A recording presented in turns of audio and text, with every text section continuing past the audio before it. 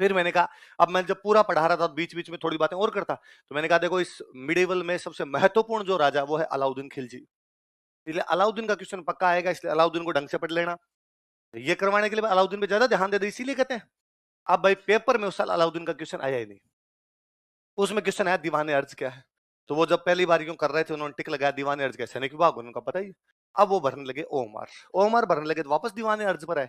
तब उनके दिमाग में दूसरी बात आई कि राजवीर ने अपने कहा था कि अलाउद्दीन सबसे महत्वपूर्ण है, अलाउद्दीन का क्वेश्चन पक्का आएगा, और इस पूरे में और कोई तो अलाउद्दीन का क्वेश्चन दिख नहीं रहा, हो ना हो ये पक्का है। तो क्वेश्चन ऐसे था कि दीवान अर्ज की स्थापना किसने की थी, बलबन। किसने की थी, बलबन। सैनिक विभाग ने, बलबन। तो सैनिक विभाग दीवान अर्ज की स्थापना किसने की थी, बलबन। तो उनको पता था कि भाई बलबन ने की, पहले बलबन लगा रखा था उन्होंने, उस पर क्यों मेरे ढंग से याद कराया था, पर वहां उनको लगा कि नहीं यार बलबन नहीं है, उसने कहा था अलाउद्दीन का पक्का आएगा, तो इसमें कौन होगा, अलाउद्दीन। तो उसमें क्या लगा के आगे, अलाउद्दीन।